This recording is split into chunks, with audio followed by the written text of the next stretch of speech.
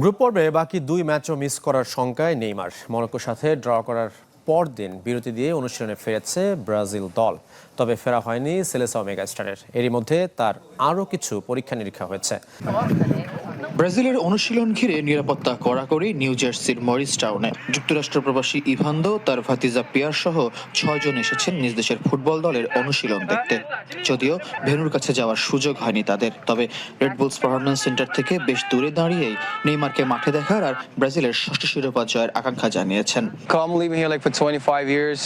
আমি 25 বছর যুক্তরাষ্ট্রে আছি। এবার ব্রাজিল আর যুক্তরাষ্ট্রকে আমার সমর্থন। আশা করি ব্রাজিল শিরোপা জিতবে।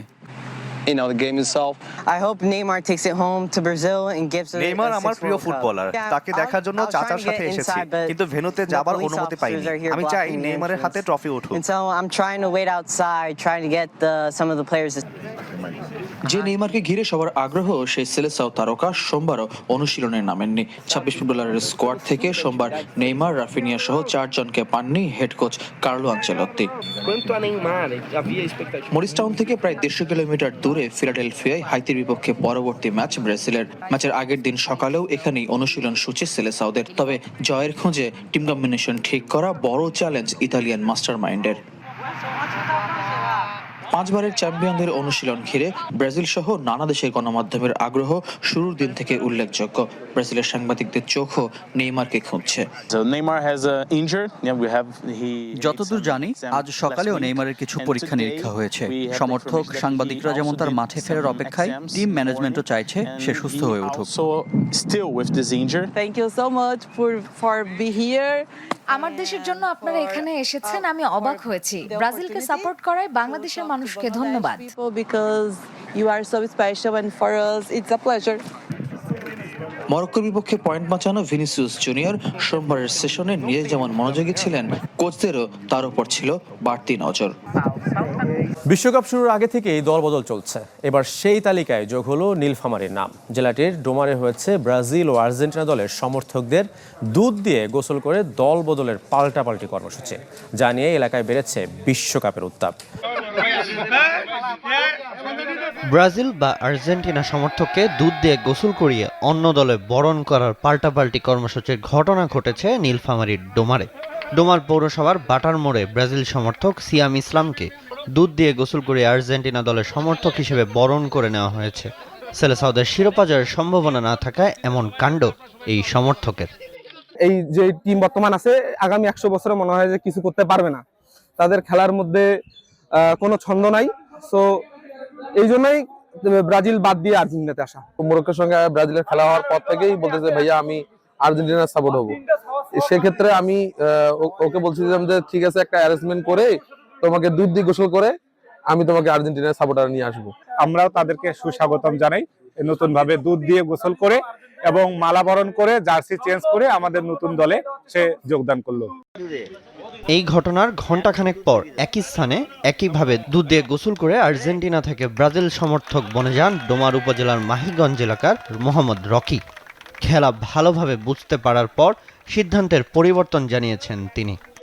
ওইটা ছিল আবেগ, এটা হচ্ছে বিবেক। এই পাঁচটা কিন্তু ওয়ার্ল্ড কাপ কিন্তু এমনিতে আসে না, কিন্তু রকির এই সিদ্ধান্তকে স্বাগত জানিয়েছেন স্থানীয় ব্রাজিল সমর্থকেরা। ভাই আগে আবেগ দিয়ে ভাবছিল, এখন বিবেক দিয়ে ভেবে তিনি আর্জেন্টিনা ছেড়ে এবং পৃথিবীতে ছন্দময় ফুটবলের, জাদুকরী ফুটবলের যে আবিষ্কারক দেশ ব্রাজিলে যোগ দিয়েছে। দৃষ্টিনন্দন খেলা এবং সব ধরনের খেলা আমাদের ব্রাজিল টিম যে আসলে তাদের যে খেলা অসম্ভব সুন্দর। অন্যান্য যারা টিমের সাপোর্টার আছে তারা ব্রাজিলে আসবে, এটাই স্বাভাবিক। দুই যুবকের এমন কাণ্ড ব্যাপক আলোচনার জন্ম দিয়েছে। পাল্টাপাল্টি দল পরিবর্তনে ডোমার বাজারে বিশ্বকাপের উন্মাদনায় পেয়েছে নতুন মাত্রা। বিশ্বকাপের সবচেয়ে নিপীড়িত দল ইরান, এমনটাই দাবি করেছেন তাদের কোচ আমির গালেনো। নিউজিল্যান্ডের ম্যাচের পরেই যুক্তরাষ্ট্র ছেড়ে যেতে বলা হয় মধ্যপ্রাচ্যের দেশটিকে। শুধু তাই নয়, ফিফা নিষেধাজ্ঞার পরও প্রাক বিপ্লবী পতাকা নিয়ে গ্যালারিতে এসেছেন যুক্তরাষ্ট্রে বসবাসকারী ইরানিরা। ম্যাচ শেষে এক মুহূর্ত বিশ্রামের সুযোগ নেই ইরানি ফুটবলারদের। যে কোনো মূল্যে যুক্তরাষ্ট্র ছাড়তে হবে, ফিরে যেতে হবে মেক্সিকোর তিহুয়ানা বেস ক্যাম্পে। অথচ অন্তত একদিন রিকভারি সেশনের পর লস অ্যাঞ্জেলেস ছাড়ার কথা ছিল। ফিফা আমাদের জানিয়েছে এখনই চলে যেতে হবে। ফিফার সাথে আমাদের ফেডারেশনে যোগাযোগ রাখার কথা ছিল, তবে আমাদের সভাপতি, সহসভাপতি সহ অনেক স্টাফকেই এখানে আসতে দেওয়া হয়নি।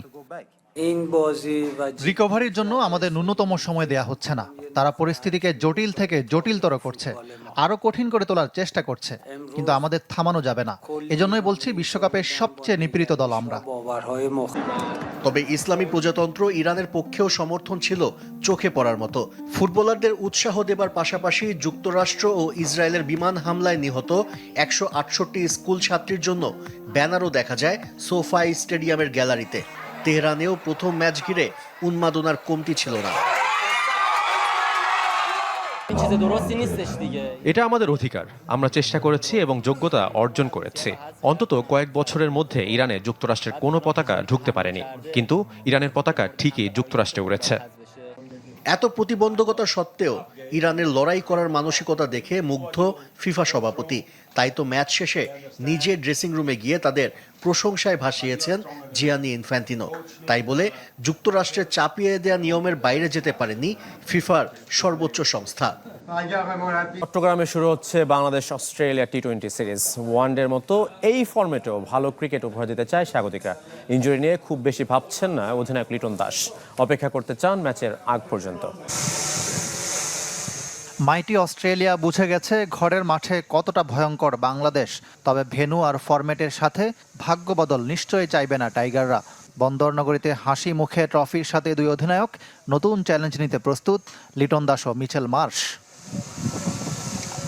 ওয়ানডে সিরিজ জয় আত্মবিশ্বাস যোগাচ্ছে বাংলাদেশকে, আবার কন্ডিশনের সাথে মানিয়ে নিয়ে শেষ ওয়ানডেতে অজিদের ঘুরে দাঁড়ানো ভাবাচ্ছে। সব মিলে সফরকারীদের বিপক্ষে কঠিন লড়াইয়ের আভাস টাইগার ক্যাপ্টেনের।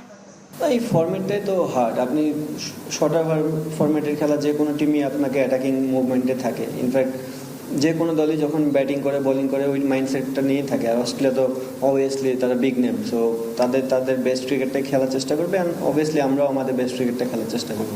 তাসকিন, মুস্তাফিজ, নাহিদ রানারা অজিদের জন্য দুঃস্বপ্নের নাম ছিলেন ওয়ানডে সিরিজে। সফরকারীদের মূল চ্যালেঞ্জটা যে পেস সামলানো, তা এখন ওপেন সিক্রেট।